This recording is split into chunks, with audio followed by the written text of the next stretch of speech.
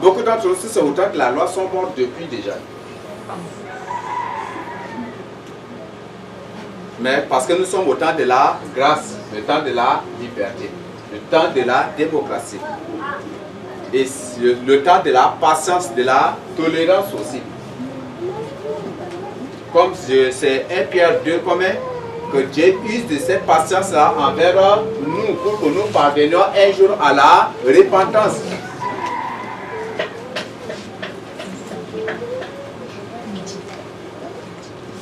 Avant dans le temple de Dieu, qui peut entrer vraiment et faire des désordres et sortir impuni? Qui est ce sorcier-là qui peut entrer dans le temple de Dieu, dans la sainte loi, pour démontrer sa sorcellerie et sortir impuni? Ou attaquer les autres et sortir impuni? C'est la liberté. Mais le Seigneur dit que dans cette liberté, il punit aussi. Parce que c'est la démocratie, c'est notre décision de choisir. Mais dans cela, il nous punit aussi. Si tu choisis de faire le mal lui-même, au jour de la vengeance, le jour de la vengeance de Dieu, le jour de la colère de Dieu, ce n'est pas absolument après la mort. Il y a un temps marqué pour toute chose. Il y a un temps marqué pour toute chose. Et quand ce temps arrive net, Dieu va dire, maître, j'ai planté un arbre inutile, j'ai supporté cet arbre-là inutilement. Donc déracinez-les.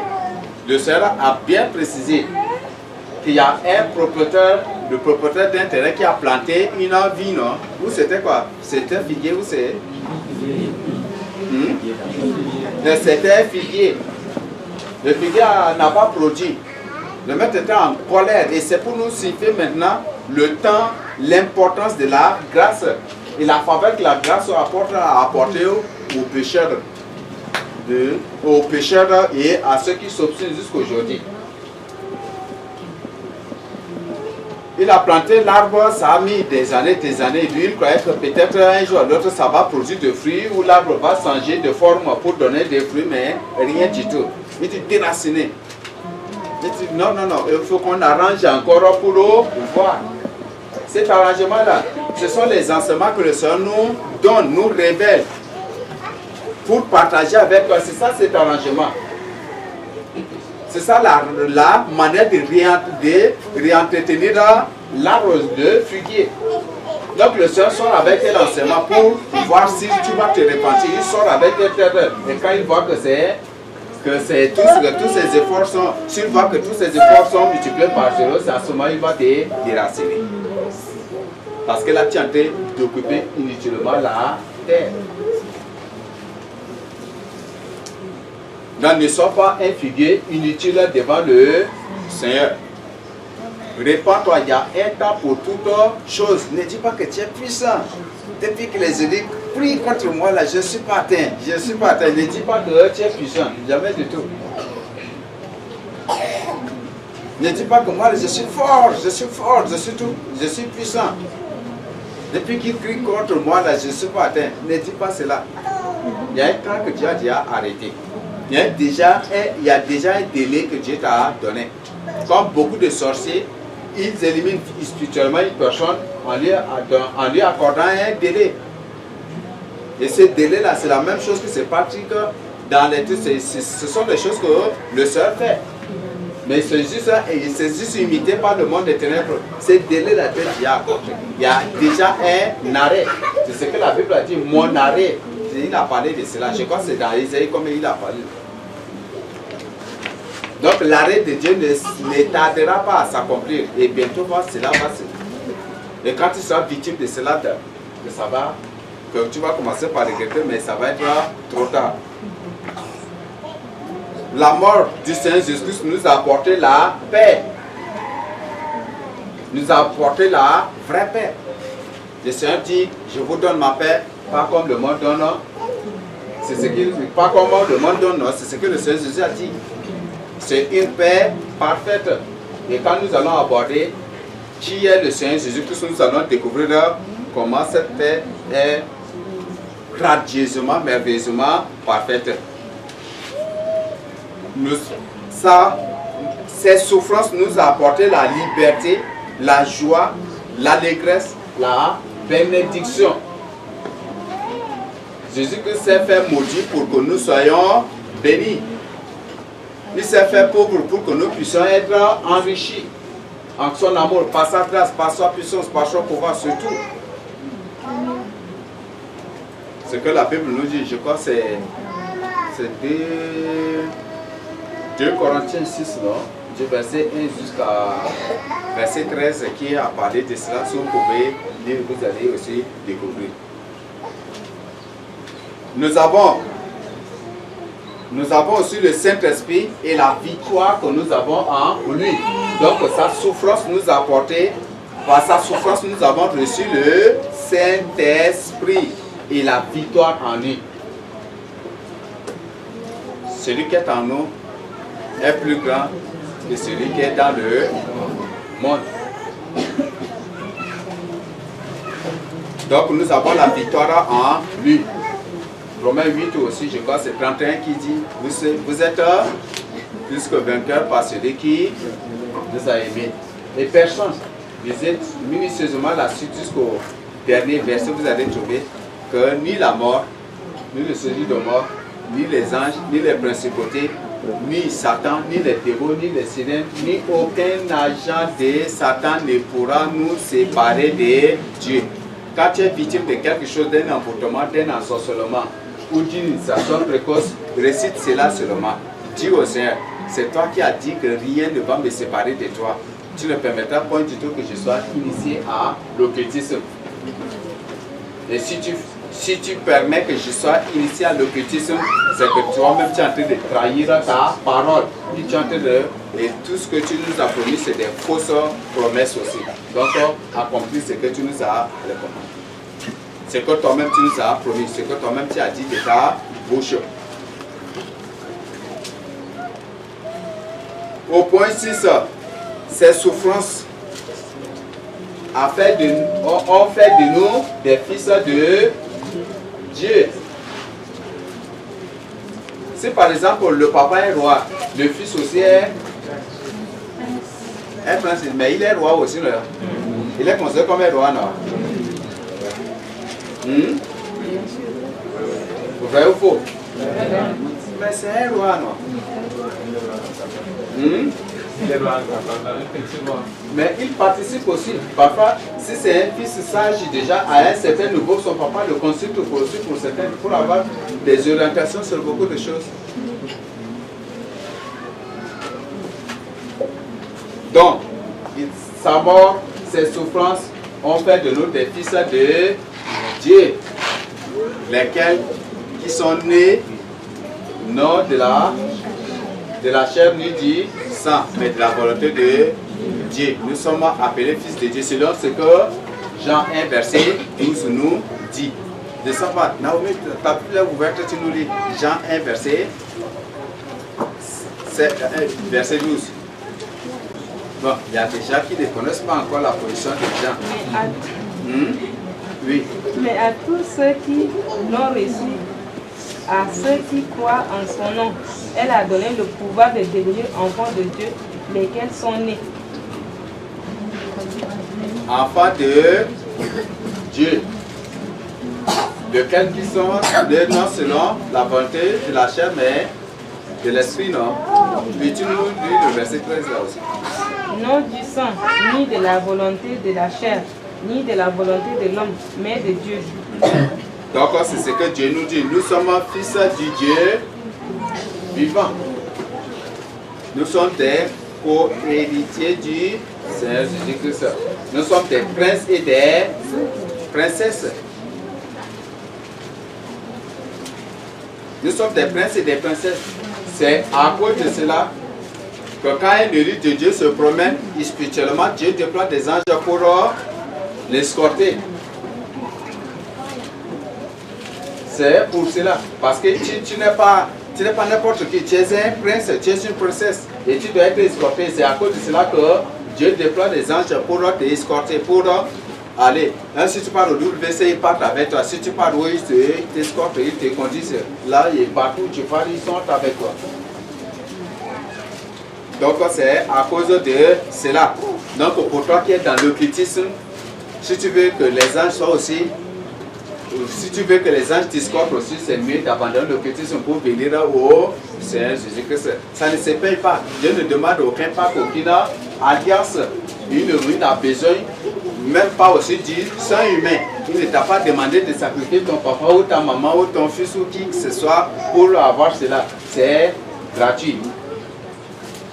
C'est Esaïe comme qui dit, venez aux sources des eaux, vivre, payer gratuitement. C'est un terme qui me fait dire jusqu'aujourd'hui. On dit payer encore gratuitement. C'est ce que Dieu nous dit. Donc bien, il faut venir pour boire de ces sources d'eau-là. Ce n'est rien que sa parole ici. Boire gratuitement cette parole. Reçois gratuitement cette parole. Reçois gratuitement le salut. Et tu verras toutes les merveilles que le Seigneur accomplira dans ta vie. C'est bon? Nous avons le salut trop gratuit. Là, c'est le Seigneur nous a accordé gratuitement le salut. Les conséquences de ces souffrances contre l'humanité.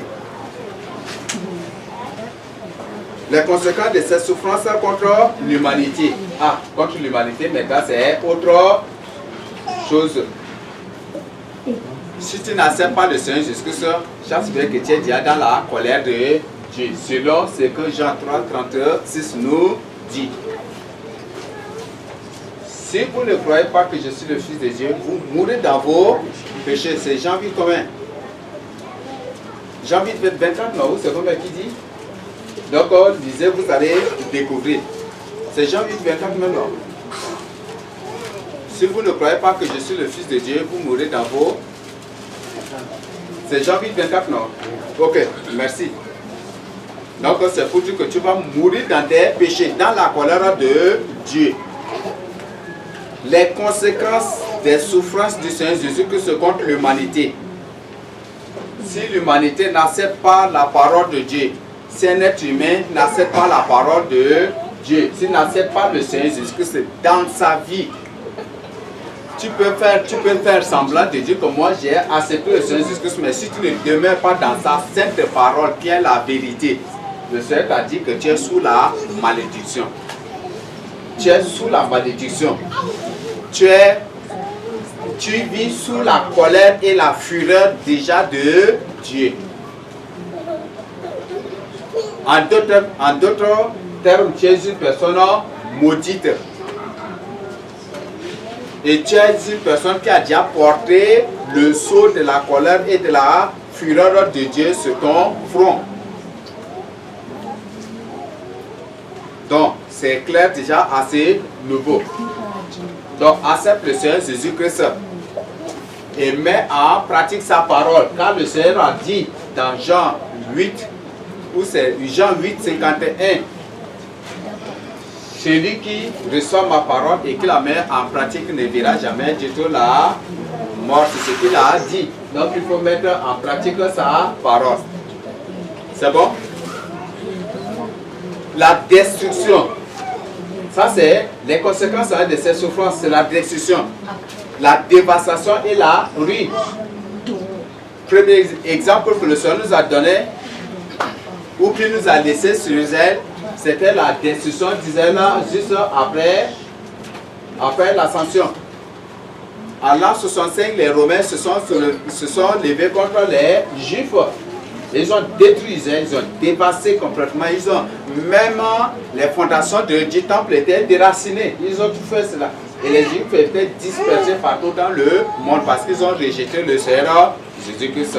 Parce qu'ils ont refusé de mettre en pratique sa parole. Ça, c'est juste un exemple que le Seigneur donne.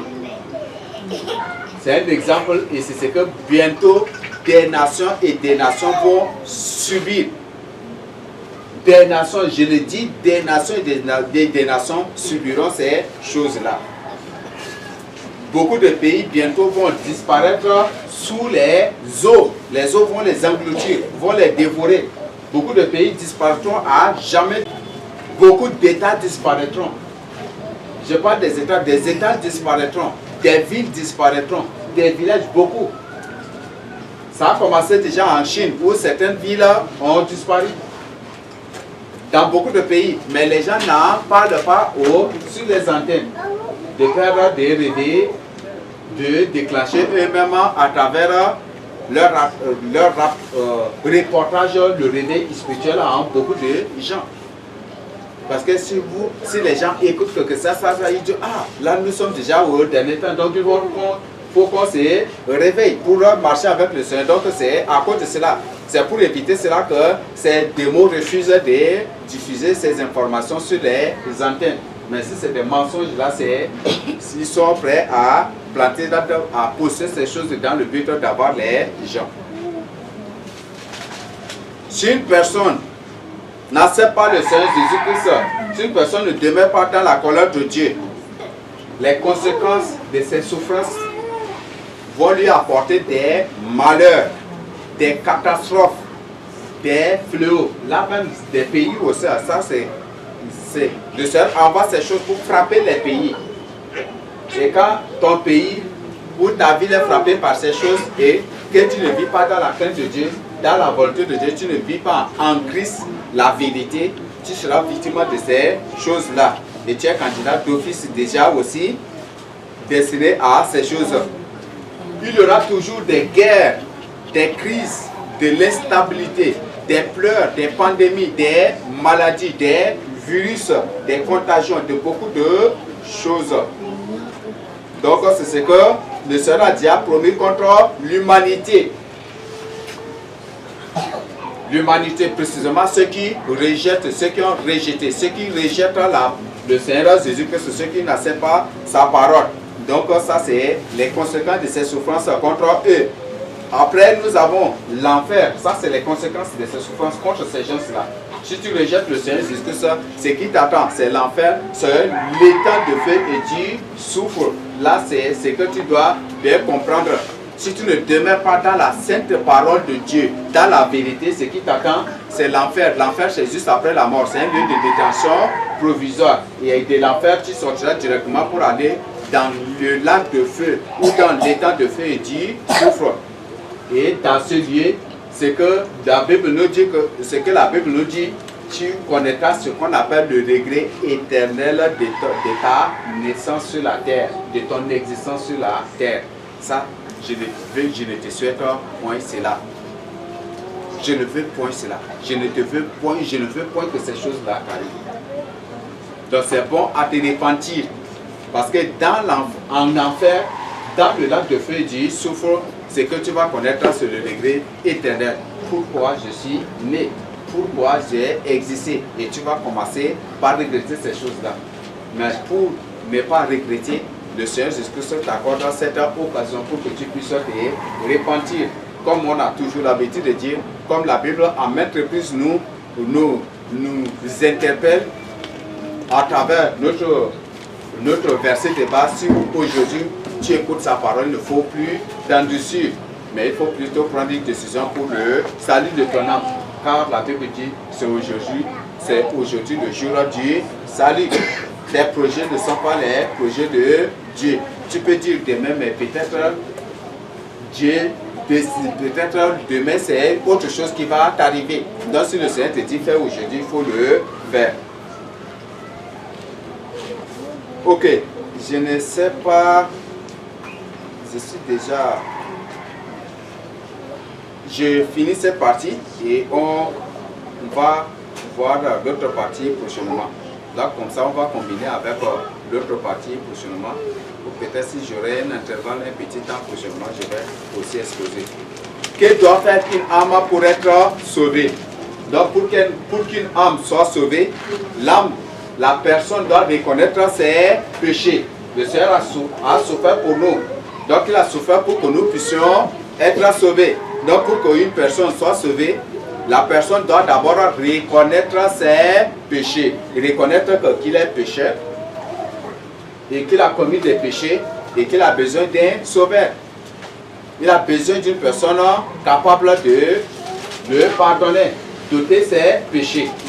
Donc, c'est ce que la personne doit faire. Donc, il y a l'exemple de Jassé dans Luc 19 du verset 1 à 10.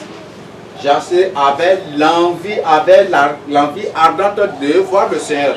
Le Seigneur lui dit, Maintenant, j'essaie à toi de descendre quand je vais passer la nuit. Aujourd'hui chez toi, je vais me chercher aujourd'hui chez toi. Jassé était descendu. Et la première réaction de Jassé chez lui, c'était quoi? En d'autres termes, c'était la confession de ses péchés, plus la restitution de ce que Jassé a fait. Donc c'est un prototype, c'est ce que nous devons aussi faire pour notre salut. Confesser le Seigneur Jésus-Christ comme son sauveur.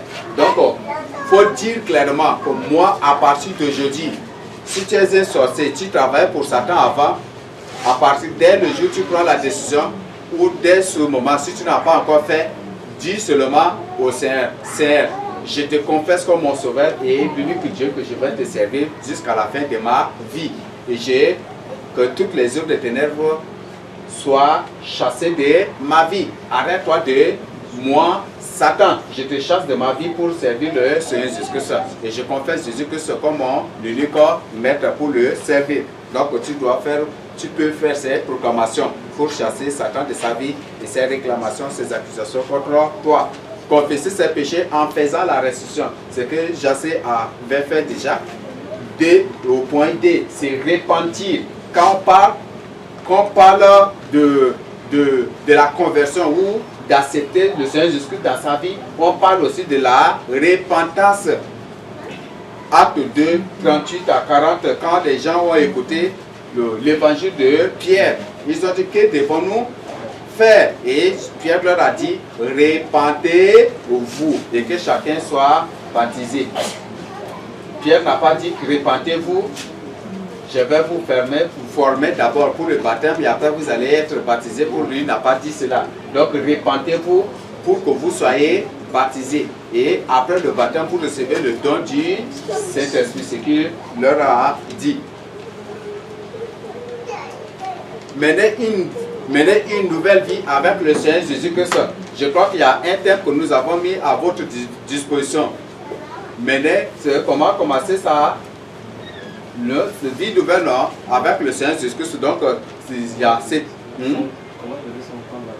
Non, c'est sa vie nouvelle. Comment commencer sa vie nouvelle avec le Seigneur Jésus-Christ? C'est ça le thème. Donc, il y en a. Nous avons mis aussi en ligne. Si tu navigues aussi, tu peux télécharger. Si tu n'as pas ça, tu peux t'approcher de nous pour avoir cela. Donc il faut mener une nouvelle vie avec le Seigneur Jésus-Christ. Comment mener une nouvelle vie avec le Seigneur?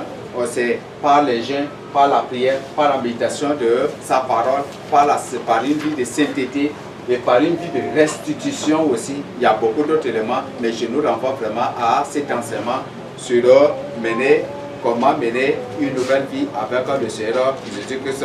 Se consacrer, c'est dédié au Seigneur Jésus-Christ. Il faut te consacrer vraiment au Seigneur Jésus-Christ. Donc, c'est ce que tu dois faire. Bon, je ne sais pas, j'ai déjà fini. Est-ce que vous me permettez d'avancer encore ou on s'arrête à ce niveau?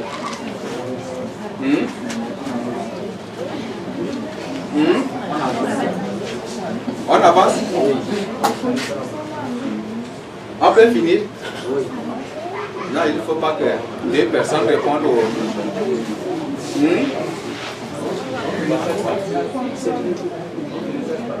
On finit cette partie. Il ne faut pas qu'on finisse pour finir. Si on finisse pour qu'on place, il ne faut pas qu'on finisse pour finir. C'est ça ma crainte. Oui.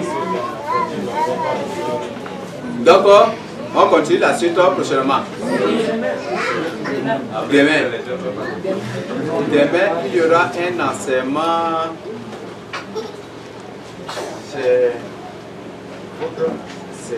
C'est le berger Junior viendra avec son enseignement. Bon, là, il y a un enseignement aussi qu'on doit compléter. Mais ça va être demain. Mais je ne sais pas maintenant. Pour aujourd'hui.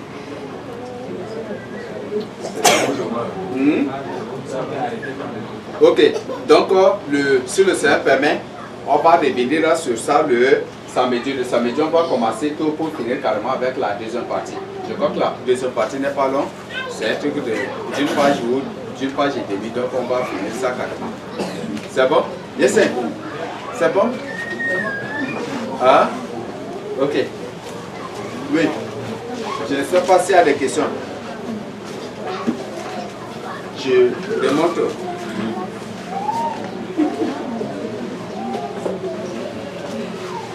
Où? Ah, tu peux copier ça. Ok. Oui. Y a-t-il des questions?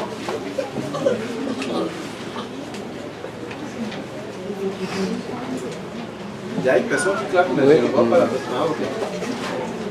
Abandonner les faux amis et les faux compagnon. Abandonner, mais pour saluer comme ça. Ah, cette partie, j'ai oublié. Oui. Abandonner les faux amis, les faux compagnons. Donc, quand tu commences ta nouvelle vie avec le Seigneur Jésus-Christ, c'est très important. Et il est impératif d'abandonner les faux amis. 1 Corinthiens 15, 33 nous dit que les mauvaises compagnies corrompent les bonnes mœurs. Si tu as des faux amis, tu deviendras aussi faux par la suite. Ne dis pas que par ton amitié avec eux, tu parviendras vraiment à les convertir. C'est eux qui vont te convertir. Donc là, c'est très clair. Donc il faut t'abandonner. Tu peux t'approcher d'eux pour les évangéliser, mais pas faire d'eux des amis ou des compagnons. Mais refuser, là, je n'ai pas dit, et la Bible n'a pas dit que vous ne devez pas aussi les saluer. C'est bon? Les faux amis, là, parfois on en a aussi à la maison. Ton papa peut être un faux ami pour toi. Ta maman peut être aussi une fausse amie pour toi. Mais comme il n'a pas accepté le message de CTV, tu ne dois pas le saluer, c'est ça? Oui. Concernant les amis, moi je fais le cas où c'est tout là, je les compagnie. Des fois on me répète, il y en a qui font semblant de me juste là, tout ça fait dans les jeunes. Non, c'est que il faut insister, mais certaines choses, il faut toi-même là te limiter à beaucoup de choses comme ça. Si tu te demandes de faire ce qui est contraire à la parole de Dieu, il faut sur le champ refuser et rejeter cela. Oui. Vous avez parlé sur les musulmans. Moi, précisément, je suis au milieu des musulmans. Moi, je reste aussi avec eux. Souvent, là, il y a un gars, là, il vient avec sa moto. Là. Directement, là, c'est la parole musulmane. Donc, quand il parle, et des fois, je vais lui ramener, il voit qu'il est calé là, il répare. Et l'autre jour là, il va venir toujours. Et jusqu'à aujourd'hui là, il continue comme ça. Mais comment se fait-il pour lui éviter? Dis-lui clairement que tu es disciple du Seigneur Jésus-Christ. Et c'est sur le Seigneur Jésus qui est le chemin, la vie et la vérité. Et que dans le Coran même, Mohamed a dit que c'est Jésus-Christ qui va juger le monde entier, même qui va juger toute l'humanité sans exception. Donc parmi cette humanité, Mohamed sera jugé par le Seigneur Jésus-Christ aussi. Et que le Coran a dit que tous les musulmans vont partir en enfer. Et là, il dit que tu ne vas pas faire une religion qui va te conduire en enfer parce que le Coran, Mohamed a dit que tous ceux qui le suivent, tous ceux qui le suivent vont partir en enfer. C'est en enfer qu'on va étudier leur cas. Donc il faut bien aussi lui faire comprendre ces choses. Donc dis-lui que toi tu cherches le salut de ton homme, tu ne cherches pas les biens de ce monde-là. Colline. Je suis pas du Seigneur Jésus-Christ. Quand on lit la Bible, même sa maman même là, a dit que lui, il a un esprit d'égarement.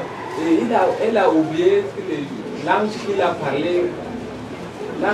parlé, le Seigneur Jésus-Christ était présenté au temple aussi. C'est comme si on a dit que c'est celui-là que le Seigneur a voulu qu'il attende seulement là. Donc il va mourir. Et toutes ces choses, tous ces propos-là. Et pourquoi les gens ne tiennent pas compte? Même Joseph, le père même là, il n'a pas témoigné. Ok, Joseph a été considéré juste comme un père adoptif. Mais ici, par rapport à la vie du Seigneur Jésus-Christ et de l'attitude de sa maman, de la réaction de sa maman, parfois, bon, elle, c'est charnellement qu'elle agissait. Quand elle vient, souvent, quand le Seigneur se trouve dans un endroit, s'il sait que le Seigneur est dans tel coin, elle vient derrière le Seigneur pour lui demander de rentrer pour manger. Et quand le Seigneur refuse, c'est un problème, c'est à cause de cela. Donc c'était ça, sa réaction était trop charnelle. Et pour elle, peut-être que comme c'est lui le sauveur de l'humanité, le roi Emmanuel est avec nous, elle s'attendait à autre chose, à une grande personne, mais c'était plutôt le contraire, c'était pour dire. Et c'est après la mort, après la résurrection du Seigneur Jésus-Christ qu'elle a cru. Et elle a pris la décision d'accepter aussi le Seigneur, de même que ses frères aussi, les frères du Seigneur. Et ils étaient parmi ceux qui avaient reçu le Saint-Esprit. Mais je ne sais pas si... Bon, je vais prendre une dernière question. Oui, ici, il y a une question aussi. Moi, je voudrais savoir par rapport à la salutation. Voilà, maintenant que tu as reçu de la sanctification, et dès que, par exemple, quelqu'un que, voilà, tu le salues, il s'égrène d'abord contre toi, tu le salues, demain matin, le lendemain, tu le salues, il refuse de te saluer. Il se salue nonchalamment, tu le salues même. Je ne sais pas, moi, ma question est de savoir, est-ce qu'il faut continuer toujours à le saluer? Tu sors le matin, tu le salues, parfois il ne te salue même pas. Quand tu lui dis bonjour même, il fait comme ça. Des fois, oui, il te voit et puis il hoche la tête ou bien il tourne la face. Quand il te voit là, c'est comme si toi tu es un feu de Laurent comme ça. Et finalement, tu sors le matin, tu le salues, il ne te salue pas. Est-ce qu'il faut continuer toujours à le saluer ou bien ça c'est une méchanceté à l'égard de... La Bible nous dit que celui qui méprise son prochain a consommé le mal. Proverbe 11, verset 12. Et autre partie, que celui qui méprise son prochain ou qui comme ça a consommé le mal, c'est la même chose. Donc celui qui méprise son prochain est dépourvu de sens. Et l'autre, dont je ne sais pas comme c'est pas, on peut chercher et trouver que celui qui méprise son prochain a consommé le mal une fois comme ça. Si personne peut nous chercher ça, même si on ne le présente pas aujourd'hui, on va chercher ça et voir prochainement. Donc si tu vois une personne, tu fais semblant de ne pas le voir pour passer des trucs comme ça, tu as consommé aussi le mal. C'est ce qu'on appelle l'hypocrisie. Donc la personne, tu salues la personne, que la personne refuse, c'est son problème. Mais toi, tu n'as pas droit, tu n'as pas intérêt à refuser ou à jouer à l'hypocrisie.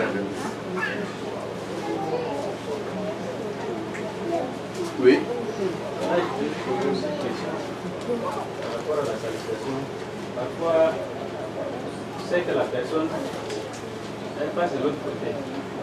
Et donc, si tu sais que quand tu vas le saluer, ça va, peut-être c'est quelqu'un, c'est un ami d'avant, il va recommencer avec des causeries, par exemple, il te poser des questions qui vont par exemple, comme tu as accepté le message de la salutation, et tu fais semblant de passer. Est-ce que ça c'est... Les causeries banales. Bon, ça peut être un ami d'avant ou un parent. Donc tu sais qu'en t'approchant de lui pour causer, oui, ça va engendrer autre chose. Oui, mais tu le salues seulement en passant, est-ce que tu es obligé de t'arrêter? Mais le fait que tu passes tu le salues seulement. Si tu vois que tu n'es pas parfois aussi obligé de le saluer. Si tu vois que c'est une personne de nature trop bizarre. Mais si tu vois, mais de la salutation, tu ne peux pas lui refuser la salutation quand même. Tu peux le saluer juste de passage aussi. Ok, je ne sais pas s'il y a d'autres questions. Le thème d'aujourd'hui, ce n'est pas la salutation. Oui.